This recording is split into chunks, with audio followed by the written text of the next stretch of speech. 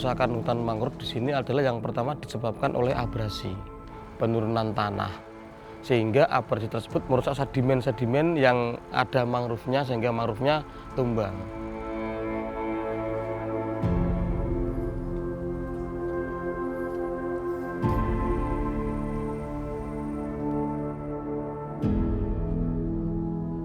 Melihat situasi kondisi lingkungan yang sangat memprihatinkan, mereka menyatukan pikiran, visi dan misi guna untuk memperjuangkan lingkungan yang ada di sekitar.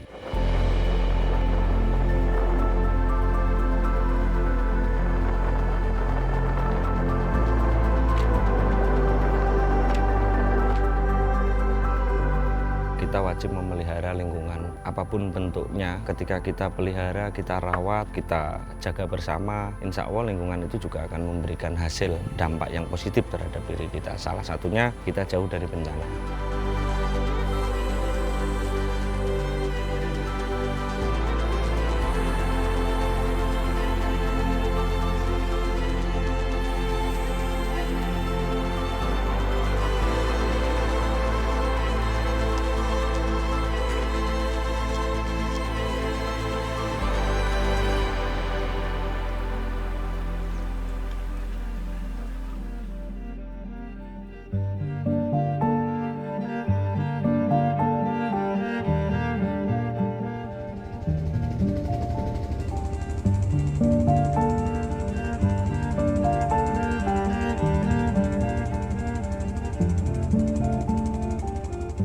Ini adalah kawasan hutan mangrove Tapak yang menjadi salah satu daya tarik di Desa Wisata Tapak Tugurejo, Kota Semarang.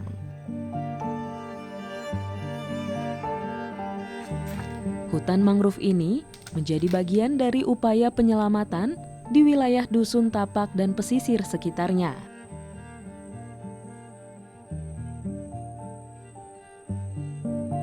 Pengelolaan hutan mangrove ini berawal dari permasalahan lingkungan yang dialami warga Tapak sejak tahun 90-an. Kala itu, desa yang terletak di pesisir pantai utara ini mengalami abrasi pantai, banjir rob, dan pencemaran sungai oleh limbah industri dari pabrik-pabrik di daerah Hulu Tapak. Masalah lingkungan tersebut berdampak negatif pada kondisi sosial ekonomi penduduk yang sebagian besar adalah petambak. Lahan tambak mereka rusak. Akibatnya, tambak rakyat yang semula produktif hampir tidak bisa berproduksi sama sekali. Untuk mengatasi krisis lingkungan tersebut, warga setempat berupaya mencari solusi. Disinilah perkumpulan remaja pecinta alam Tapak atau yang dikenal dengan Perenjak tumbuh sejak tahun 2000. Mereka mewarisi semangat dari para pendahulu mereka, berjuang memulihkan lingkungan dan melindungi kehidupan warga sekitar melalui upaya konservasi lingkungan. Berangkat dari rasa prihatin atas lingkungan kita yang dalam hal ini adalah pesisirnya Kota Semarang, itu merasakan tingkat abrasinya semakin tinggi. Mengenai imbas, tentu kami sudah terimbas, namun belum secara langsung dibandingkan dengan wilayah-wilayah yang lain yang berada di pesisir Kota Semarang. Namun dalam hal ini kami juga perlu mewaspadai akan terjadinya abrasi yang akan datang nanti. Makanya dari itu kami bersama dengan teman-teman mengadakan penanaman mangrove.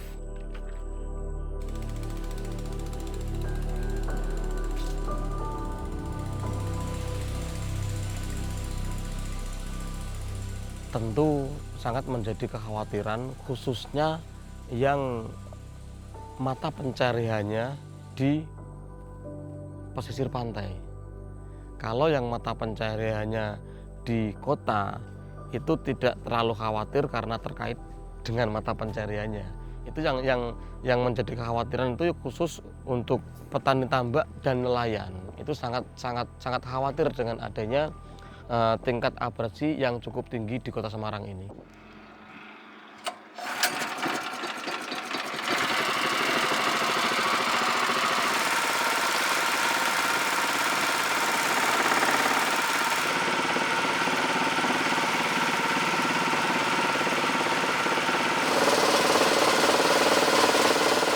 Mangrove menjadi tumpuan utama konservasi.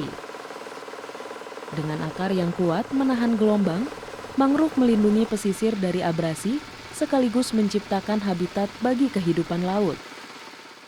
Tanaman mangrove juga berfungsi sebagai biofilter pencemaran air karena mempunyai kemampuan mengakumulasi logam berat yang berasal dari air limbah industri.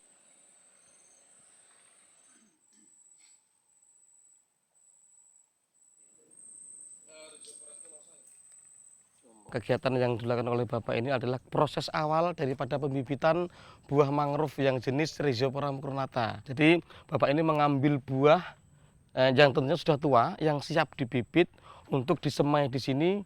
Kemudian nanti kalau sudah usianya 2 bulan, sudah siap ditanam di titik-titik yang diperlukan.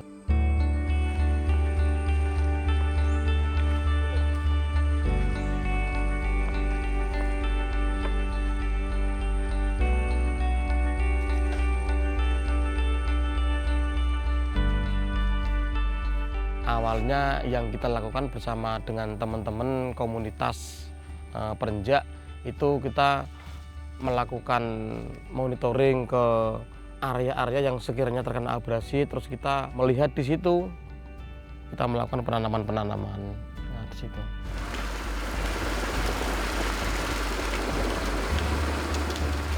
Jadi mengenai hutan mangrove di sini kondisi awalnya dulu dari orang tua kita dulu itu sudah ada, namun dari kami melakukan pengembangan karena terkait dengan manfaat utamanya daripada tumbuhan mangrove. Jadi ilmu itu selalu diajarkan untuk kami yang muda-muda untuk selalu menjaga lingkungan khususnya di pesisir pantainya.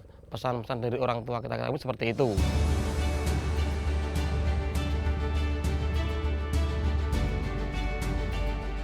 Secara umum dari tumbuhan mangrove itu fungsinya itu sangat beragam di sini.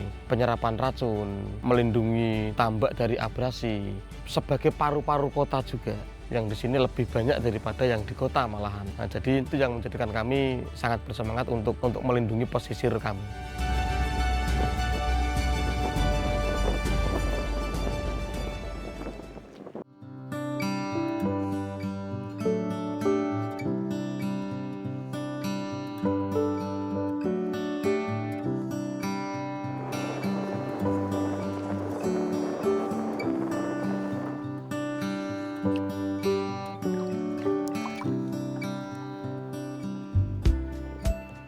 Hingga kini proses penanaman mangrove terus dilakukan secara intensif.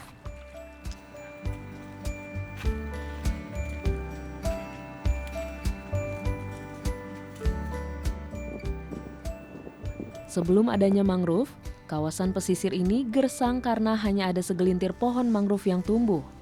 Kini, kawasan ini sudah dipenuhi mangrove dan mampu menahan abrasi laut secara perlahan serta berdampak positif bagi para petambak di sekitarnya.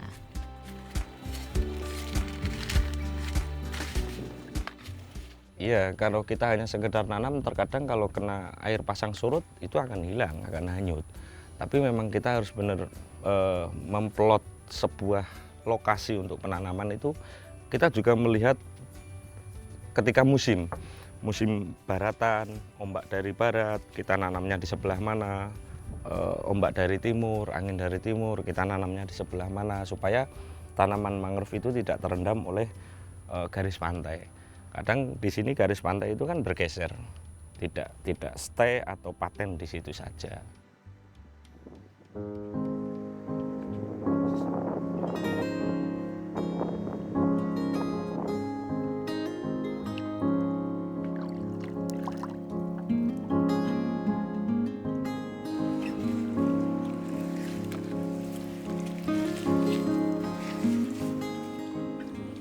Ya, sebenarnya sudah sangat mengkhawatirkan dengan sangat menurunnya hasil daripada tambak dan nelayan. Kenapa kok berkaitan? Karena tumbuhan mangrove sangat berkaitan dengan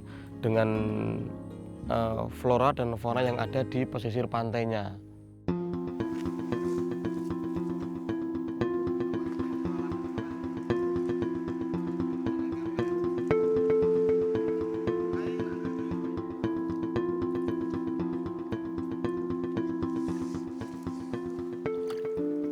Jadi kami sudah berkomitmen untuk tidak putus asa, dan selalu bersemangat untuk lingkungan itu sendiri. Dan ibaratnya kami sudah bertahun-tahun melakukan rehabilitasi, melakukan penanaman, kami tetap semangat.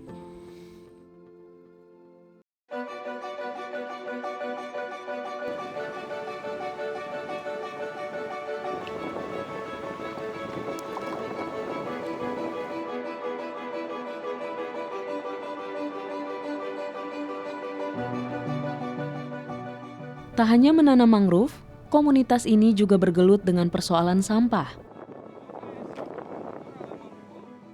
Sampah dari hulu menjadi salah satu ancaman lain bagi warga.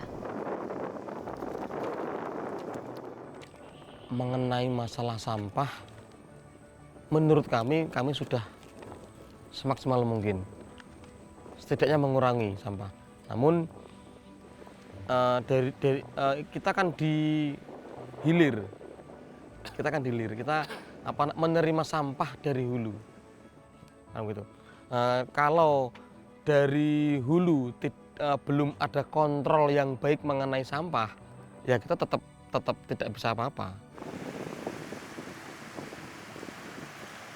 Kontrol sampahnya dari hulu, tidak dari sini. Kami juga sudah bekerja sama dengan dinas-dinas terkait masalah sampah di sini. Namun sampai saat ini kami belum menemukan jawaban yang menurut kami baik. Jadi dari teman-teman Perenjak ini yang bisa dilakukan untuk penanggulangan sampah di hilir ini, ya kita hanya mengambil sampah dan membersihkan saja.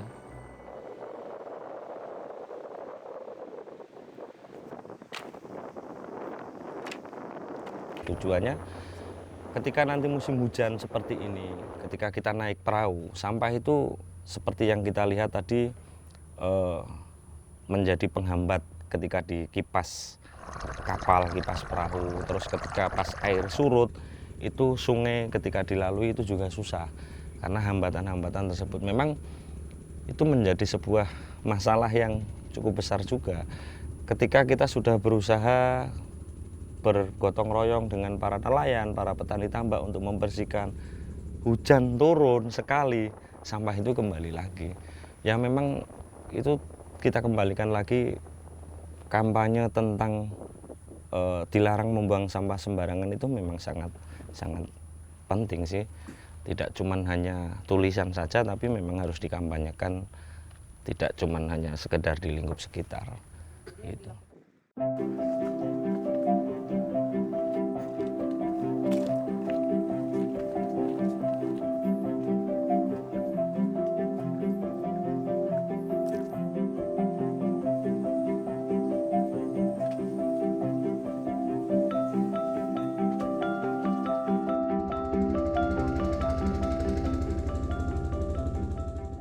Ya semakin senang, masalahnya juga saya kan pakainya perahu mesin.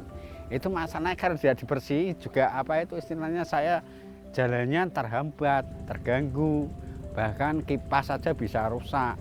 Kan istilahnya ya saling membantu sekali lah mengenai adanya Perenjak itu.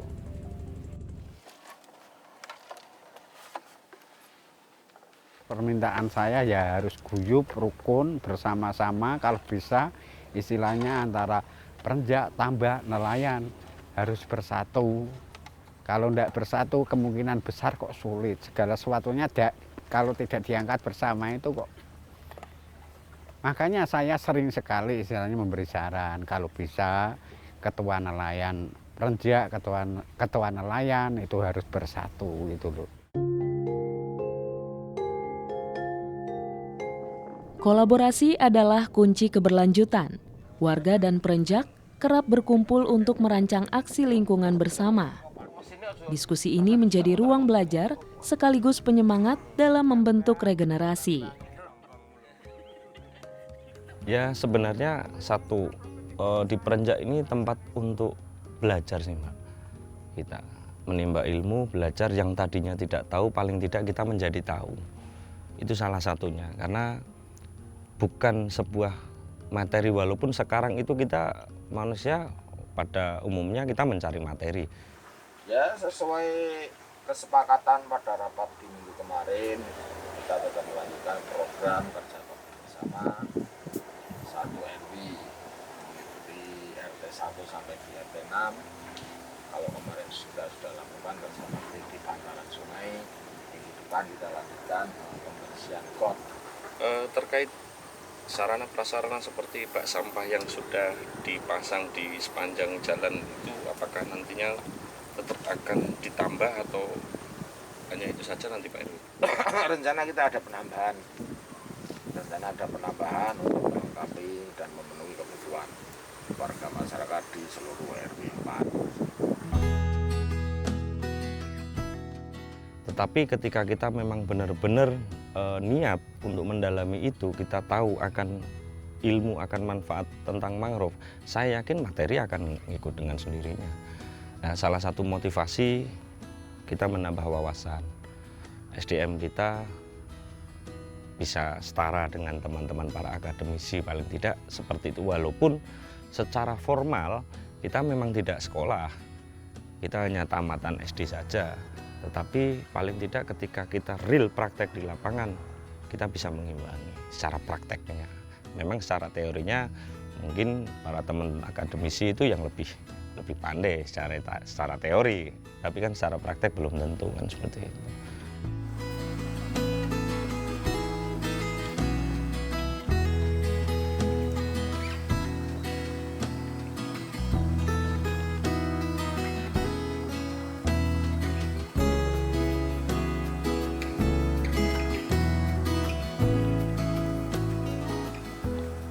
Jadi untuk merekrut anak muda itu kan harus dengan mental yang tidak mudah juga seperti itu. Kami juga memberikan sosialisasi, memberikan contoh-contoh ketika kami memberikan sosialisasi itu terkait dengan lingkungan yang dalam hal ini mangrove, sehingga bisa menggerakkan hati anak-anak muda untuk bisa gabung bersama kami. Tidak semuanya, namun sebagian besar bisa bergabung dengan kami, yang dalam hal ini adalah untuk menyelamatkan lingkungan kita. Seperti itu.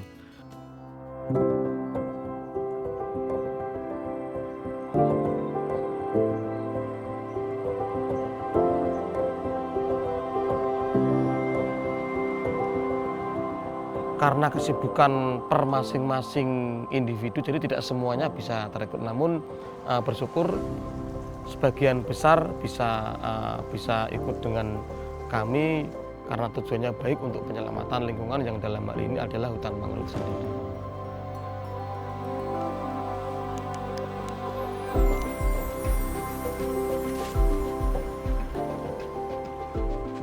Kalau semangatnya memang betul-betul semangat, Bu. Bahkan pengen maju, pengen ada wisata-wisata rame gitu, bisa istilahnya bisa untuk kegiatan anak-anak remaja.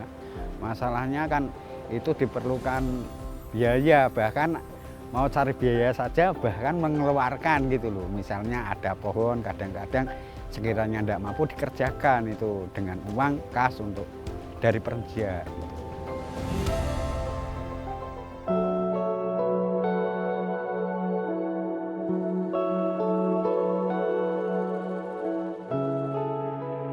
Kini, wilayah mangrove Dusun Tapak seluas 220 hektar yang dikelola oleh Peranjak ini menjadi kawasan eko-eduwisata mangrove satu-satunya di Kota Semarang. Lokasi ini terbuka bagi umum dan untuk kebutuhan pendidikan. Di 2015 kami ada membuat kelompok sadar wisata, Pok Darwis, yang namanya kelompok sadar wisata Bina Tapal Lestari, yang dalam hal ini adalah untuk selain daripada untuk penanaman, untuk rehabilitasi masalah mangrove, dari kami juga ada edukasi mangrove. di Eko Edo Wisata Mangrove Tapak ini masih satu-satunya tempat edukasi wisata mangrove yang ada di Kota Semarang. Jadi tempat ini juga ada wisata alam, penelitian, juga ada wisata edukasi, wisata wisata naik perahu mengelilingi hutan mangrove, juga ada kearifan lokalnya. Jadi banyak di sini. Ya, jadi masyarakat bisa langsung untuk masyarakat di sini, di sekitar sini bisa langsung merasakan dampak secara ekonomi dan sosial.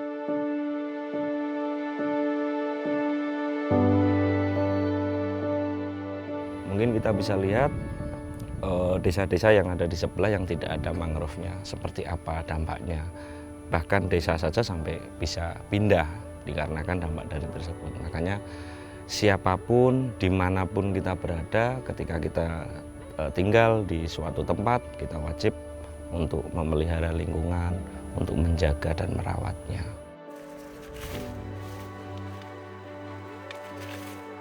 Komunitas Perenjak telah membuktikan bahwa kekuatan komunitas mampu mengatasi tantangan besar. Di tengah abrasi dan rob, mereka hadir sebagai penjaga pesisir, memulihkan lingkungan, sekaligus menjaga harapan warga Dusun Tapak agar terus hidup.